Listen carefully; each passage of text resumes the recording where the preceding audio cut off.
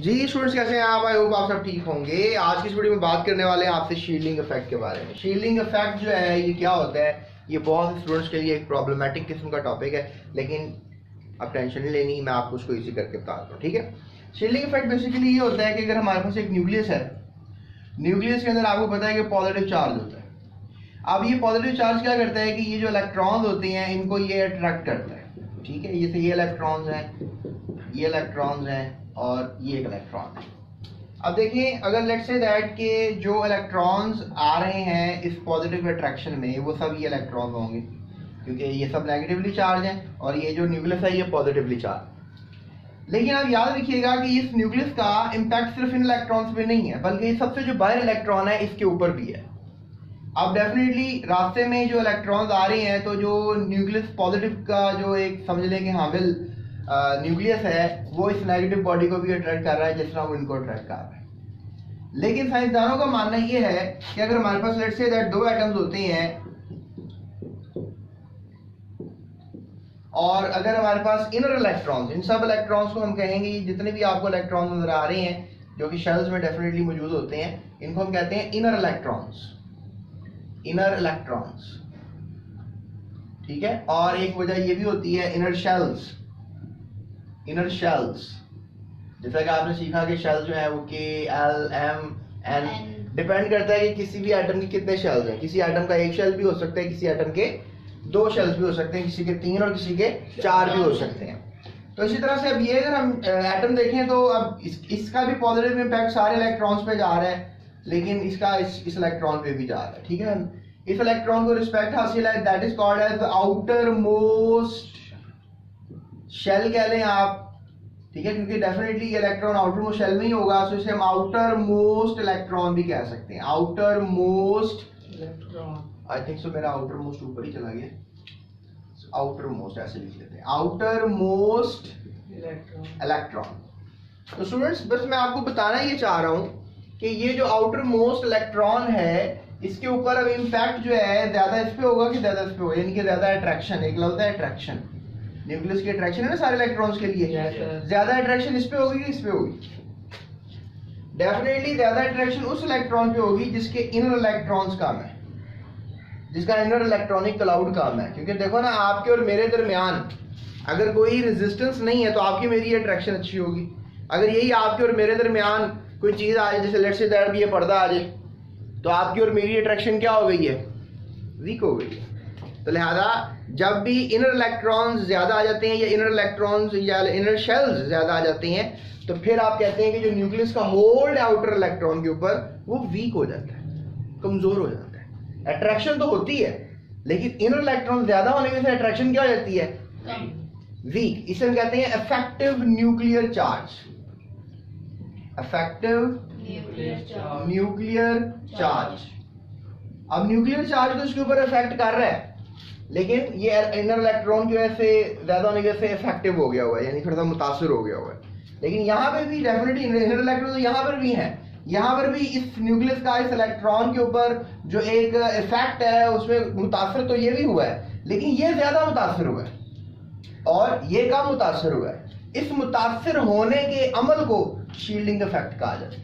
जैसे आपने देखा होगा कि फौजी होता है, वो फौजी क्या करता है? शील्ड से अपने आप को क्या करता है? महफूज करता है। शील्ड का मतलब होता है कि वो आपको बचाएगी, तलवार के आपको वार से जो है वो बचा लेगी, तलवार के एक इम्पैक्ट से आपको वो सेफ कर लेगी। इसी तरह से शील्ड हो जाएगा अट्रैक्शन, अट्रैक्शन में शील्डिंग हो जाएगी, यानी कमी हो जाएगी।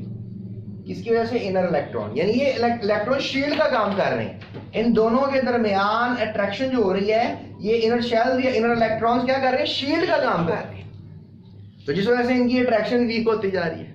अब ज्यादा इलेक्ट्रॉन होंगे, ज्यादा शेल्स होंगे, तो इनकी अट्रैक्शन में शील्डिंग ज्यादा होगी। अब अगर कम इलेक्ट्रॉन होंगे, कम शेल्स होंगे, लेट्स से दैट हमारे पास दो एटम्स हैं, लेट्स से दैट हमारे पास दो एटम्स हैं, अब इसके टोटल 3 शेल्स हैं, ठीक है, और इसके टोटल 2 शेल्स हैं। ये आउटर इलेक्ट्रॉन, ये भी क्या है? Outer electron. अब ये न्यूक्लियस है, ठीक है। अब इसका भी इस पर इम्पैक्ट है न्यूक्लियस का, यू नो, ये इस इलेक्ट्रॉन को भी होल्ड कर रहा है, ठीक है, ये भी इन इलेक्ट्रॉन को होल्ड कर रहा है, ये इनर इलेक्ट्रॉन है, ये 8 होंगे ना, दूसरे शेल में 8 होते हैं। तो अब ये आउटर शेल में क्या है, तो अब यहाँ पर अब देखो ये बेसिकली ये न्यूक्लियस है, ये बेसिकली दो शेल्स इनर आ रहे हैं इसके अंदर, और इसमें इस न्यूक्लियस और इलेक्ट्रॉन के दरमियान या इस न्यूक्लियस और आउटर शेल के दरमियान सिर्फ एक ही शेल आ रहा है। तो शील्डिंग इफेक्ट ज्यादा किसमें होगा, डेफिनेटली उसमें ज्यादा होगा, क्योंकि जिसमें ज्यादा इनर शेल्स आ रहे हैं, ज्यादा इनर इलेक्ट्रॉनिक क्लाउड है, वहां पर शील्डिंग इफेक्ट भी ज्यादा लगेगा, क्योंकि शील्ड ज्यादा ये कर रहे हैं ना, ये मोटी शील्ड है, समझ रहे इस चीज को आप। So this is a thick shield और ये क्या है, एक थिन शील्ड है। तो अब एक और सवाल यहां पर पैदा हो जाता है कि कौन सा इलेक्ट्रॉन इजीली निकाला जा सकता है। डेफिनेटली जिसका शील्डिंग इफेक्ट ज्यादा है, इसकी और इसकी अट्रैक्शन वीक है, तो इस इलेक्ट्रॉन को निकालना आसान होगा। तो यहां से हमें क्या समझ में आया, यहां से हमें समझ में आया कि शील्डिंग इफेक्ट का इम्पैक्ट होता है इलेक्ट्रॉन्स की ज्यादा होने से। इलेक्ट्रॉन ज्यादा हो जाएंगे, शील्डिंग इफेक्ट बढ़ जाएगा, इनर शेल्स ज्यादा हो जाएंगे, शील्डिंग इफेक्ट बढ़ जाएगा।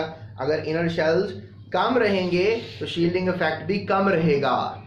शील्डिंग इफेक्ट होता है, ठीक है। अब आप कहेंगे सर हमारे पास तो एक न्यूक्लियस है और उसके अंदर एक ही शेल है और एक ही इलेक्ट्रॉन है, लेट्स से हाइड्रोजन, इसमें शील्डिंग इफेक्ट होगा?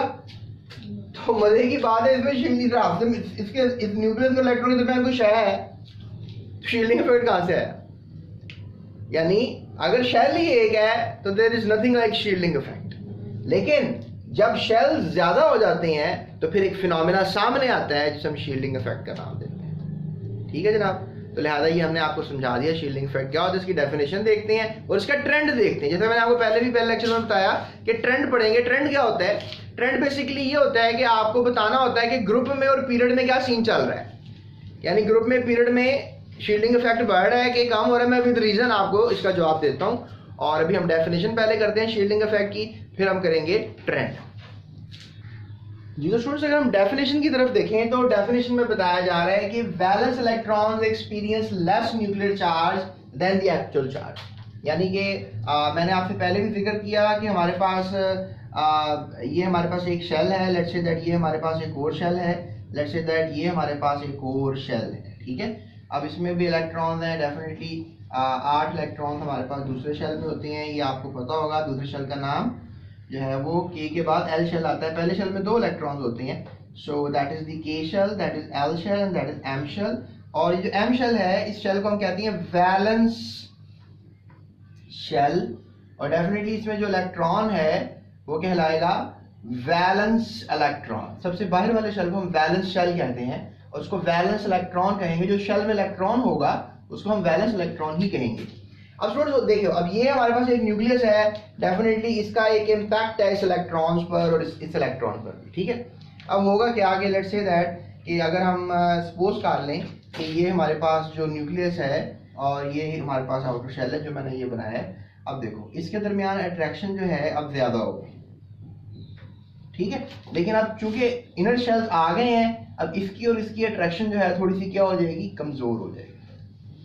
ये कमजोर क्यों होगी? क्योंकि इनर शेल्स हैं, इनर इलेक्ट्रॉन्स हैं। और ये भी आप याद रखो कि इलेक्ट्रॉन नेगेटिवली चार्ज एक दूसरे को रिपेल करते हैं, तो जिस वजह से जो न्यूक्लियस है उसका जो अट्रैक्शन पावर है टुवर्ड्स इलेक्ट्रॉन वो वीक हो जाता है। ये लिखा हुआ है कि वैलेंस इलेक्ट्रॉन एक्सपीरियंस, ये जो वैलेंस इलेक्ट्रॉन्स हैं जो भी होंगे, जितने भी होंगे, फिलहाल एक है लेस न्यूक्लियर चार्ज। अब इसका जो इस पे एक अट्रैक्शन है वो क्या हो गया है, इसे न्यूक्लियर चार्ज कहते हैं, इस अट्रैक्शन को न्यूक्लियर चार्ज कहते हैं। तो लेस न्यूक्लियर चार्ज यानी इसका इसके साथ अट्रैक्शन क्या हो गया, कम हो गया। उसके बाद देन दी एक्चुअल चार्ज, हालांकि एक्चुअल चार्ज ये था। अब डेफिनेटली जब इनर इलेक्ट्रॉन्स आ गए, इनर शेल्स आ गए, तो एक्चुअल चार्ज तो ना रहा ना, कमी वाकया हो गई। तो लिहाजा जो फील होना चाहिए था इस इलेक्ट्रॉन को अट्रैक्शन, वो चूंकि जो इनर शेल इनर इलेक्ट्रॉन की वजह से फील हो नहीं रहा। सो आप कह सकते हो इसको इफेक्टिव न्यूक्लियर चार्ज है। मतलब इस वक्त यहाँ पे तो इस न्यूक्लियस का इस इलेक्ट्रॉन के ऊपर कोई इफेक्टिव न्यूक्लियर चार्ज नहीं है, लेकिन यहाँ पे चूंकि इनर इलेक्ट्रॉन्स आ गए, इनर शेल्स आ गए हैं, तो इसलिए इस न्यूक्लियस का इस इलेक्ट्रॉन पर इफेक्टिव न्यूक्लियर चार्ज है। क्योंकि जो चार्ज होना था वो है नहीं, तो कम है ना, जो एक्चुअल चार्ज होना था वो है नहीं, अब कम है, तो दैट मेक्स एन आइडिया कि ये इफेक्टिव है, तो इसे हम इफेक्टिव न्यूक्लियर चार्ज भी कहेंगे। स्टूडेंट्स एक मैं आपको बात और बता दूं, what is shielding effect, define shielding effect, ये सवाल आ जाएंगे, लेकिन इसकी जगह मुतबादिल लफ्ज भी इस्तेमाल किया जा सकता है, स्क्रीनिंग इफेक्ट। तो आप ये भी याद रखिएगा कि स्क्रीनिंग इफेक्ट जो है ये भी एक इंपॉर्टेंट टर्म है। शील्डिंग इफेक्ट को ही स्क्रीनिंग इफेक्ट कहते हैं, कोई फर्क नहीं है, एक ही बात है। तो आप इसको याद रखो। अब हम ट्रेंड की बात करते हैं। स्टूडेंट्स अगर हम बात करें आपसे ट्रेंड की, लेकिन ट्रेंड इन ग्रुप की बात करूंगा, फिर पीरियड में ट्रेंड की बात करता हूं। लेकिन मैं आपको एक और बात बताऊं कि अगर एटॉमिक नंबर बढ़ता चला जाता है तो नंबर ऑफ इलेक्ट्रॉन्स भी बढ़ते चले जाते हैं। और अगर ऐसा होता है तो आपको इस बात का अंदाजा रहना चाहिए कि ये न्यूक्लियस है, इसके जितने भी इलेक्ट्रॉन बढ़ेंगे ना, तो डेफिनेटली जो आउटर शेल का इलेक्ट्रॉन होगा उसके ऊपर इफेक्टिव न्यूक्लियर चार्ज बढ़ जाएगा। तो इसलिए शील्डिंग इफेक्ट क्या करेगा? इंक्रीज करेगा। अब अगर हम ग्रुप की बात करें तो शील्डिंग इफेक्ट जो है वो ग्रुप में बढ़ता है। जैसे फॉर एग्जांपल हम एग्जांपल लेते हैं सोडियम की और पोटाशियम की। सोडियम की और पोटाशियम की। सोडियम बेसिकली प्रोडक्ट टेबल का जो है वो 11वां एलिमेंट है, और डेफिनेटली इसमें जो न्यूट्रॉन है वो 12 के लगभग होते हैं। तो ये न्यूक्लियस बन गया। और अब इसके अंदर इलेक्ट्रॉन 11 सेट करने हैं। ये पहला इलेक्ट्रॉन है और पहला शेल है, सॉरी, उसमें आपको 2 इलेक्ट्रॉन बना दिए। ये दूसरा शेल है, उसमें मैंने आपको 8 बना दिए, और ये टोटल 8 में 2 10 हो गए और 1 11 हो गए, यानी कि टोटल 3 शेल वाला आइटम है सोडियम। अगर हम इसी के बरक्स यहाँ पर देखें पोटाशियम को, पोटाशियम बेसिकली प्रोडक्ट टेबल का 19th एलिमेंट है। इसमें न्यूट्रॉन की तादाद 20 होती है। ये न्यूक्लियस बन गया। अब पहले शेल में भी इसके 2 होंगे, दूसरे शेल में जो है इसके 8 इलेक्ट्रॉन होंगे। टोटल 19 इलेक्ट्रॉन करने हैं, 10 हो गए। और इसके बाद जनाब हमारे पास जो तीसरा शेल होगा उसमें भी तकरीबन 8 इलेक्ट्रॉन होंगे, क्योंकि इसके टोटल शेल 4 होते हैं। अब स्टूडेंट्स आपको समझ में आ रहा होगा कि अब इसमें डेफिनेटली शेल 4 है। ये एक बड़ा एटम है, it's a big atom comparative to the sodium, क्योंकि सोडियम जो है एक स्मॉल एटम है। अब मैं आपको सिर्फ एक बात ये बताना चाह रहा हूँ कि आपने पहले भी पढ़ा, जब आपने एटॉमिक साइज के बारे में देखा, तो एटॉमिक साइज में आपने ये पढ़ा कि ग्रुप में ऊपर की तरफ एटम छोटे होते हैं, और ग्रुप में अगर आप नीचे की तरफ चले जाओगे तो एटम जो है वो क्या होना शुरू हो जाएंगे? बड़े साइज के होना शुरू हो जाएंगे। The atomic size increases down the group top to bottom. तो आप खुद सोचो आप कि अगर ये न्यूक्लियस इन सब में मौजूद है, अब इस न्यूक्लियस का भी इस आउटर शेल पे होल्ड है। अब देखो जैसे जैसे इलेक्ट्रॉन दूर होता जाएगा न्यूक्लियस से, आप खुद भी सोचो, जैसे जैसे ज़मीन अगर सूरज से दूर चली जाएगी तो रोशनी भी कम आएगी और ज़मीन ठंडी हो जाएगी। तो सूरज के करीब चली जाएगी तो ज़मीन को हीट ज़्यादा मिलेगी, रोशनी भी ज़्यादा आएगी। समझ रहे इस चीज़ को कि मतलब ज़मीन अगर सूरज के करीब है तो उसके ऊपर गर्मी ज़्यादा है, अगर वो दूर है तो उस पर गर्मी कम है। इसकी क्या वजह है? इसकी वजह यह है क्योंकि सूरज जो है जो शुआएं फेंक रहा है ज़मीन पर, उसको वो ज़्यादा फेंक रहा है जब ज़मीन करीब है, और जब ज़मीन दूर है तो वो कम फेंक रहा है। इसी तरह से न्यूक्लियस भी कुछ अट्रैक्शन की शुआएं फेंक रहा है इलेक्ट्रॉन पर, तो वो शुआएं क्या कर रही हैं? अट्रैक्ट कर रही हैं। जैसे इलेक्ट्रॉन दूर जाता है तो न्यूक्लियस का होल्ड जो है वो इलेक्ट्रॉन पे कम हो जाता है, यानी एटॉमिक साइज जैसे ही बढ़ता है शील्डिंग इफेक्ट भी बढ़ जाता है। क्योंकि देखो ना, जब अट्रैक्शन वीक होगी तो शील्डिंग इफेक्ट ज्यादा होगा, जब अट्रैक्शन स्ट्रॉन्ग होगी तो शील्डिंग इफेक्ट कम होगा। ये बात याद रखनी है। इफेक्टिव न्यूक्लियर चार्ज ज्यादा होने की वजह से शील्डिंग इफेक्ट ज्यादा होगा। अब सोडियम और पोटाशियम में भी हमें साफ क्लियर सीन नजर आ रहा है। आपको बोर्ड में शॉर्ट क्वेश्चन भी आ जाता है कि why the shielding effect of potassium is greater than that of sodium. तो आपने ये जवाब देना है कि भाई पोटाशियम का शील्डिंग इफेक्ट ज्यादा है, इसलिए क्योंकि इनर शेल्स और इनर इलेक्ट्रॉन्स इसमें ज्यादा है। So that's why outer most shell के ऊपर जो इफेक्टिव न्यूक्लियर चार्ज है वो ज्यादा है, इसलिए शील्डिंग इफेक्ट ज्यादा है। और यहाँ पे जो कि छोटा एटम है, स्मॉल एटम, और इनर इलेक्ट्रॉन और इनर शेल्स इसमें कम है, इसमें 2 है और इसमें 3 है, तो इसी वजह से इसमें शील्डिंग इफेक्ट जो है वो कम है। सो ये हमने आज आपसे क्लियर कर दिया, आपसे बात कर दी ग्रुप में ट्रेंड की कि डाउन द ग्रुप क्या कर रहा है? Shielding effect increases down the group. Example में सोडियम पोटेशियम ले लो। अगर आप बात करोगे ट्रेंड इन पीरियड की, स्टूडेंट्स ट्रेंड इन पीरियड में मैं आपको समझाना चाहूंगा कि आप देखो जब भी आपके पास शेल्स होते हैं, you know, no doubt atom छोटा हो रहा होता है, क्योंकि पीरियड में मैंने एटॉमिक साइज कम होते हुए बताया था, ठीक है, लेफ्ट टू राइट आपको याद होगा, left to right atomic size क्या हो रहा है? कम हो रहा है, लेकिन शील्डिंग इफेक्ट सेम रहेगा। याद रखना, शील्डिंग इफेक्ट जो है या स्क्रीनिंग इफेक्ट जो है वो क्या रहेगा? सेम रहेगा। वो सेम क्यों रहेगा? क्योंकि नंबर ऑफ शेल सेम है। याद रखो, अगर हमारे पास दूसरा पीरियड है ना प्रोडक्ट टेबल का, और दूसरे पीरियड में आपको पता है lithium, beryllium, boron, carbon, nitrogen, oxygen, fluorine, neon, ये सब एलिमेंट्स आते हैं। तो इन सब में कितने शेल्स है, दूसरा पीरियड है तो 2 शेल्स होंगे, इसमें भी 2 शेल्स हैं, इसमें भी 2 शेल्स हैं, इसमें भी 2 शेल्स हैं, इसमें भी 2 शेल्स हैं, इसमें भी 2 शेल्स हैं, इसमें भी 2 शेल्स हैं, इसमें भी 2 शेल्स हैं, इसमें भी 2 शेल्स हैं। सब में शेल्स की तादाद जो है वो 2 है। तो जिस वजह से हम कहेंगे कि ना तो शील्डिंग इफेक्ट कम हो रहा है ना तो शील्डिंग इफेक्ट ज्यादा हो रहा है। No doubt atomic number increase हो रहा है, लेकिन इतने इलेक्ट्रॉन इंक्रीज नहीं हो रहे कि शील्डिंग इफेक्ट इंक्रीज कर सके। तो ये रीजन है, हम कहेंगे पीरियड में जो शील्डिंग इफेक्ट है वो सेम रहता है, लेकिन ग्रुप में क्या कर जाता है, इंक्रीज कर जाता है। तो ये ट्रेंड है, ये रीजन के साथ मैंने आपको ट्रेंड भी बता दिया है। तो इसके नोट्स वगैरह डिस्क्रिप्शन में लिंक है, आप वो देख लो और नोट्स को ही आप जाकर अपने टेस्ट में कॉपी करके लिख सकते हो। तो आई होप कि शील्डिंग इफेक्ट का टॉपिक आपके लिए मुश्किल नहीं रहा होगा। एक बड़ा इंपॉर्टेंट शॉर्ट क्वेश्चन बताया मैंने कि why the shielding effect of potassium is greater than that of sodium. ये आपको बोर्ड में शॉर्ट क्वेश्चन लाजमी आएगा, या फिर आपको आ जाएगा डिफाइन शील्डिंग इफेक्ट, ठीक है।